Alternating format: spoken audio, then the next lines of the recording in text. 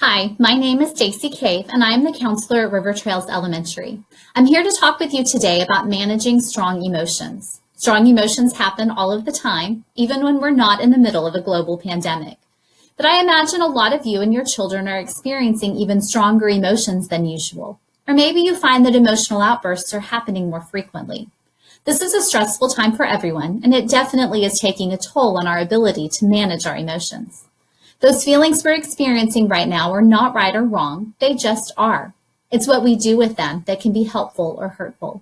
I'm going to share some ways for you as the parent to help your child deal with their strong emotions. But please know, these are human reactions they are having, and the tips that I give you to use with your kids will work just as well for you. So why do we lose control of our emotions? I'm going to share a short clip of a video that I show to my students here at River Trails that explains what's going on inside of the brain when you have strong emotions. I'm just going to show a few minutes of it to you, but I'll include a link to the whole video at the end. So why does this even happen? Well, it has to do with the way our amazing human brains work to help keep us safe. This is your brain, the part of your body that controls everything you do.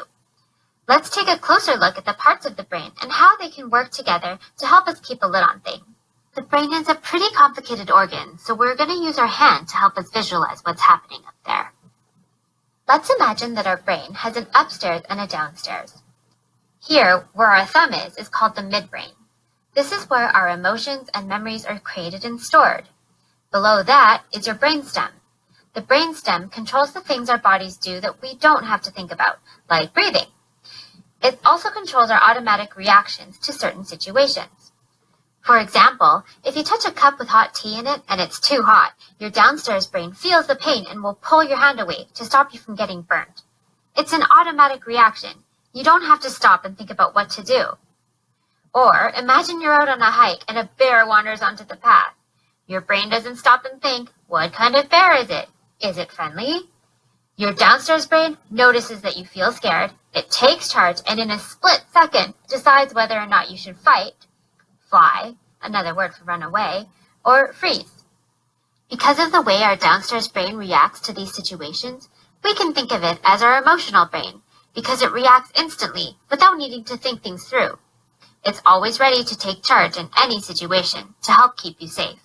So if this is our downstairs brain, then this part where the back of our hand and fingers are can be seen as our upstairs brain. It's called the cerebral cortex. This part of our brain helps us think logically, act with kindness, and think about how others might be feeling. It's also the problem-solving part of our brain. It helps us to think of possible solutions to a problem and decide which one is best. The upstairs brain is our thinking brain. Your upstairs and downstairs brain don't work alone. Your brain is set up so that the upstairs and downstairs brain can communicate with itself. It sends messages from section to section all the time about what our bodies feel and need. Let's take a closer look at our brain fist. Where our fingertips are is the logic and reasoning part of the brain that springs into action when we have a problem to solve, and usually it does a great job of doing it. But sometimes it can have a hard time solving a problem if the emotional brain and thinking brain can't communicate well enough. This can happen if your emotions get too overwhelming and your downstairs brain decides that this situation might be dangerous, even if it isn't really. And we all know what happens when our downstairs brain thinks you're in danger. It triggers our fight, flight, or freeze reflex. Our emotions start to bubble up, and then suddenly everything boils over. We flip our lids. This can look like a scary, angry reaction, or it might be crying or running away from a problem. Now that we've flipped our lids, see how far away our fingertips are from the midbrain? When our lids are flipped, our upstairs and downstairs brain can't talk to each other. Our emotions have become too strong, and we can't think clearly and can't solve the problem in a peaceful way. So what might it look like when your child is in their downstairs brain, when they're having strong emotions and they can't think logically? Well, for some kids, it might look like an angry outburst. For others, it might be throwing a fit, and for others, it might be crying. So what do we do about it? How do we help our children get from their downstairs brain back up to their upstairs brain where they can think logically and solve problems? Well, here are a few suggestions of things you can practice and use with your child. The first one is deep breathing. I'm not talking about the kind of breathing you're doing right now. We don't have to think about that. When we talk about deep breathing, it is something you really have to concentrate on and think about, and it definitely takes some practice. Deep breathing is something we also call belly breathing. And to take a really good deep belly breath, you inhale through your nose slowly, you hold for a second, and then you exhale through your mouth. Now we call it belly breathing because we like to imagine that inside of our belly is a balloon. And when you inhale, you're filling up the balloon with air, and so your belly should get bigger. When you exhale, your belly will get smaller.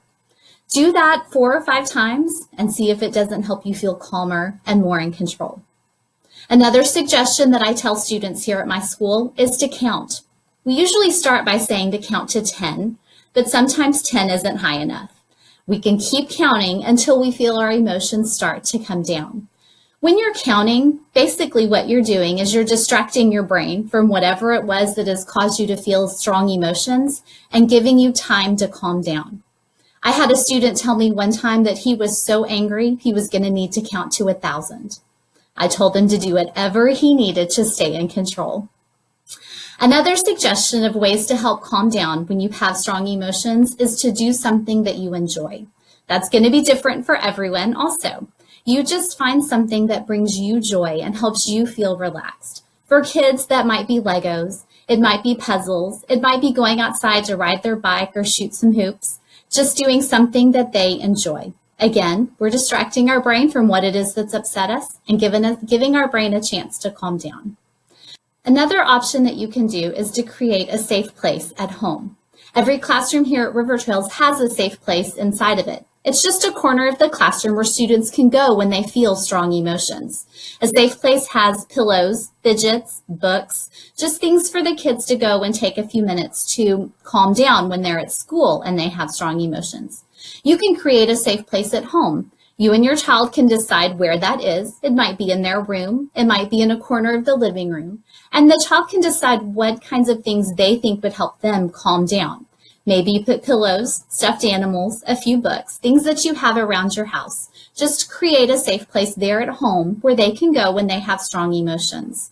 This is not a timeout. It's not a punishment. It's a tool that children have that helps them learn how to regulate.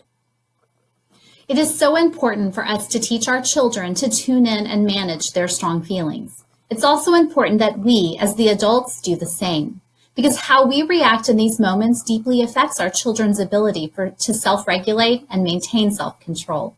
When we do lose control of our emotions, whatever the problem is less likely to get resolved.